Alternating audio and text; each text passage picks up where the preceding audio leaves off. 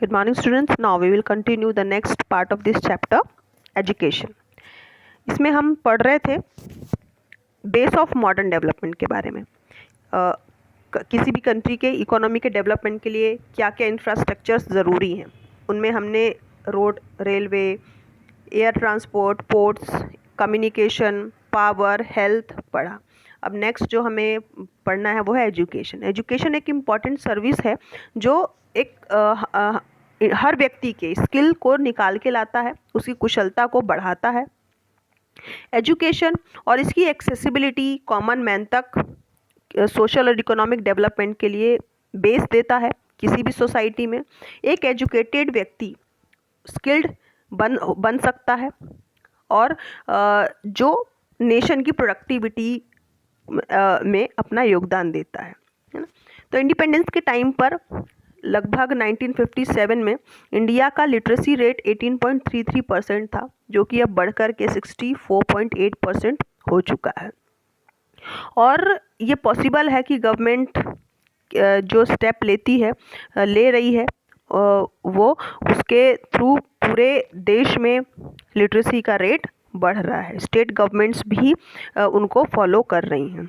तो कुछ following steps हैं जो गवर्नमेंट ले रही है और जिसके रिज़ल्ट से लिटरेसी रेट इंडिया में राइज हो रहा है ना। गवर्नमेंट जो सबसे पहला स्टेप किया है कि लगभग 15.20 करोड़ रुपीज़ एनुअल बजट में ऐड किया फर्स्ट 5 ईयर प्लान में गवर्नमेंट ने, जिसको इस बजट को बढ़ा करके 438.25 करोड़ एनुअल बजट में ऐड किया 10th 5 ईयर प्लान में लिटरेसी को बढ़ाने के लिए। 2 प्रोग्राम्स, नेशनल लिटरेसी मिशन और सर्व शिक्षा अभियान, ये 2 ऐसे प्रोग्राम हैं जो एजुकेशन सिस्टम को डेवलप करने के लिए कॉमन पीपल में बनाया गया। नेशनल पॉलिसी ऑन एजुकेशन, इसका जो एम है वो एजुकेशनली वीक सेक्शन को जो कुछ स्पेशल नीड्स हैं उनको प्रोवाइड कराना है सोसाइटी में। महिला सम्यक प्रोग्राम एक अनदर ऑर्गेनाइजेशन है जो स्टेट में, देश में विमेन में एजुकेशन को लाने में के लिए फोकस करता है। हमारे देश का जो कॉन्स्टिट्यूशन है जो गवर्नमेंट ऑफ इंडिया को डायरेक्ट करता है फ्री एजुकेशन प्रोवाइड करने के लिए उन बच्चों के लिए जो 14 इयर्स से बिलो हैं। तो मेन ऑब्जेक्टिव जो है इन सब मेंशन्ड मेजर्स के उसका मेन ऑब्जेक्टिव यही है कि गवर्नमेंट जो है एजुकेशन को हर व्यक्ति तक पहुंचाना चाहता है कंट्री में, और एक इम्पॉर्टेंट वे है ये इंडिविजुअल को एक वैल्यूएबल ह्यूमन रिसोर्स में ट्रांसफॉर्म करने का और एक लीस्ट वर्कफोर्स प्रोवाइड कराने का। जो एक एजुकेटेड पर्सन है वो रिसोर्स होता है कंट्री के लिए और वर्क फोर्स में अपना प्रोडक्टिविटी में अपना योगदान देता है और प्रॉपर यूटिलाइजेशन कर सकता है रिसोर्सेज का। ठीक है। Then removal of poverty, government ने पावर्टी को रिमूव करने के लिए क्या ज़रूरी स्टेप्स लिए हैं। तो इसमें कुछ स्टेप्स जो गवर्नमेंट लिए हैं उनमें पहला है प्राइम मिनिस्टर रोजगार योजना PMRY। इसको 1993 में इम्प्लीमेंट किया गया था, जिसका एम था सेल्फ एम्प्लॉयमेंट अपॉर्चुनिटीज़ को जनरेट करना। इंडिया के डिफरेंट पार्ट में जो यूथ्स हैं, अनएम्प्लॉयड यूथ्स हैं, उनको और एजुकेटेड हैं, उनको सेल्फ एम्प्लॉयमेंट अपॉर्चुनिटीज़ प्रोवाइड करने की उद्देश्य से ये PMRY को शुरू किया गया है। सेकंड है rural employment generation programme REGP का इम्प्लीमेंटेशन 1995 में किया गया था। इसका उद्देश्य भी सेल्फ एम्प्लॉयमेंट अपॉर्चुनिटीज़ क्रिएट करना था रूरल एरियाज़ में और स्मॉल टाउन्स में। नेक्स्ट है स्वर्ण जयंती ग्राम स्वरोजगारी योजना SGSY। इसे 1999 में लॉन्च किया गया था ताकि जो पुअर फैमिलीज़ हैं, जो पावर्टी लाइन के ऊपर हैं, वो खुद को सेल्फ हेल्प ग्रुप में ऑर्गेनाइज करें और जो है एक रोज़गार शुरू करें इकोनॉमी के डेवलपमेंट के लिए। नेक्स्ट है प्रधानमंत्री ग्रामोदय योजना PMGY। इसको 2000 में लॉन्च किया गया और इसका एम था एडिशनल असिस्टेंस प्रोवाइड करना सेंट्रल गवर्नमेंट को और स्टेट में जो है बेसिक सर्विसेज को डेवलप करना, मेंटेन करना, जैसे कि primary health education, drinking water ensure करना, इलेक्ट्रिसिटी सप्लाई और शेल्टर को इंश्योर करना। फिर अंत्योदय अन्न योजना AAY, इसको 2000 में लॉन्च किया गया था और इसके through subsidise food grains poor families के लिए अवेलेबल कराना श्योर किया गया। तो ये कुछ ऐसी योजनाएं हैं जिसके थ्रू गवर्नमेंट ने पॉवर्टी को रिमूव करने के लिए स्टेप्स लिए हैं। नेक्स्ट पॉइंट है इसमें rapid growth of population, poverty and the problem of housing.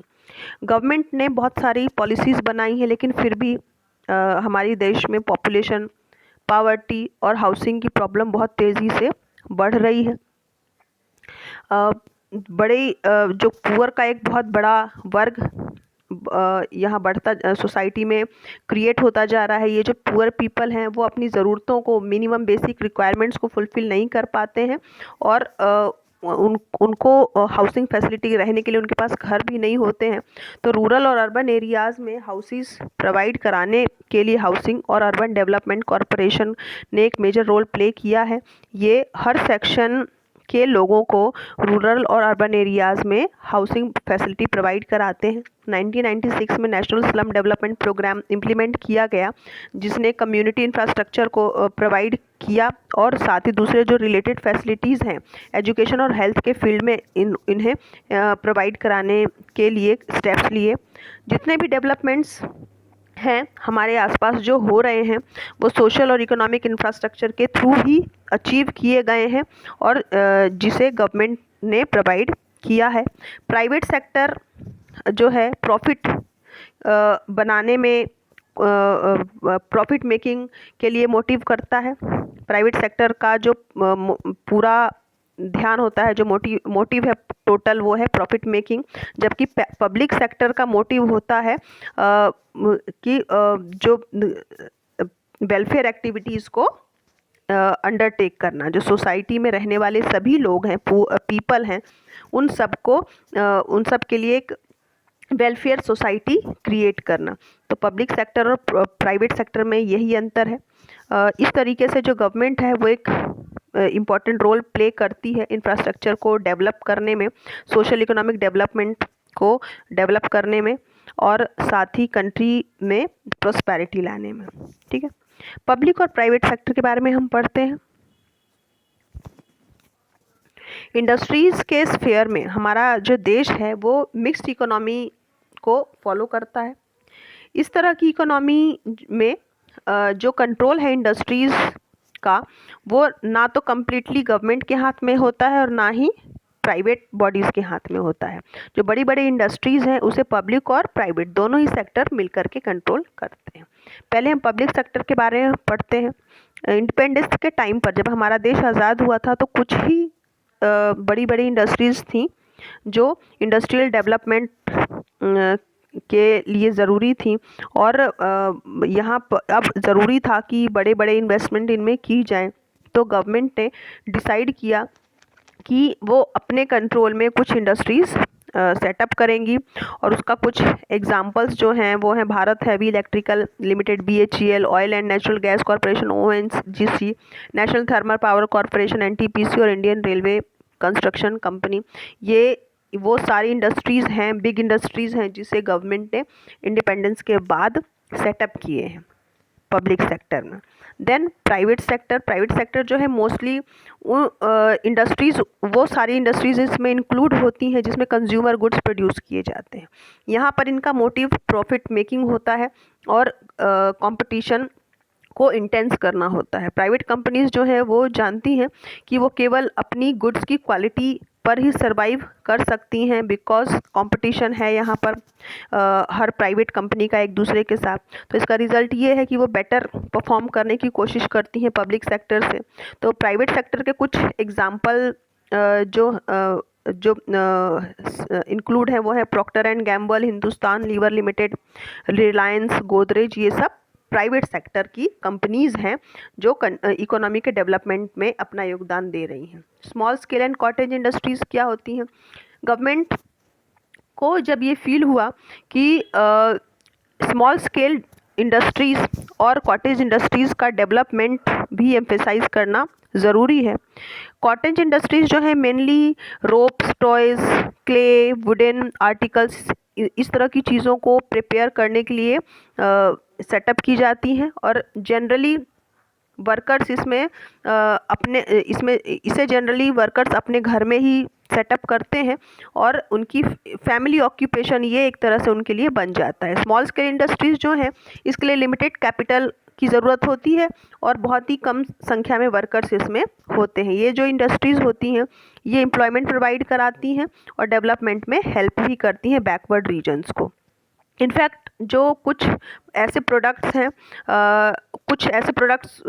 जो होते हैं वो स्मॉल स्केल सेक्टर में ही रिजर्व्ड होते हैं। स्मॉल स्केल इंडस्ट्रीज़ जो हैं वो मशीनरीज़ के कुछ पार्ट्स भी बनाती हैं। आज के समय पर बड़ी बड़ी इंडस्ट्रीज़ को ये जो हैं सप्लीमेंट पार्ट्स प्रोवाइड कराती हैं। तो इस तरह की इंडस्ट्रीज़ को रूरल एरियाज़ में सेटअप किया गया है और इससे जो विलेजर्स हैं उनका माइग्रेशन रुक गया है सिटीज़ की तरफ। चेंज आफ्टर 1991 में इंडस्ट्रियल पॉलिसी लाई गई इंडियन इकोनॉमी में जब गवर्नमेंट ने फॉरेन इन्वेस्टमेंट के लिए अपने डोर ओपन किए और ये जो पॉलिसी थी लिबरलाइजेशन की पॉलिसी के नाम से हम इसे जानते हैं, है ना। अननेसेसरी कंट्रोल और रूल्स और रेगुलेशन जो प्राइवेट सेक्टर पर था उसे रिमूव कर दिया गया। कम्पिटेटिवनेस और एक्सपोर्ट्स को एनकरेज किया गया और सेम टाइम पर फॉरेन बिजनेस हाउसेस वो भी एनकरेज हुई इंडिया में बिजनेस करने के लिए। गवर्नमेंट ने ये बिलीव किया कि इस तरह के रिफॉर्म्स से इंडियन इंडस्ट्री जो है ट्रूली ग्लोबल बनेगी और कंट्री के ट्रांसफॉर्मेशन में एक लीडिंग इकोनॉमिक रोल प्ले करेगी। ठीक है, तो ये हमारा चैप्टर टोटली बेस्ड था इकोनॉमी पर। हम इंडियन इकोनॉमी पर इकोनॉमी को डेवलप करने में और इसके प्रोग्रेस में एक इंफ्रास्ट्रक्चर का बहुत बड़ा योगदान है और इन इंफ्रास्ट्रक्चर्स के बारे में हमने पढ़ा और गवर्नमेंट की पॉलिसीज़ के बारे में पढ़ा। ओके, दोनों ही पार्ट्स आप बहुत ध्यान से सुनेंगे, पढ़ेंगे और समझेंगे। Okay, till then take care, good bye.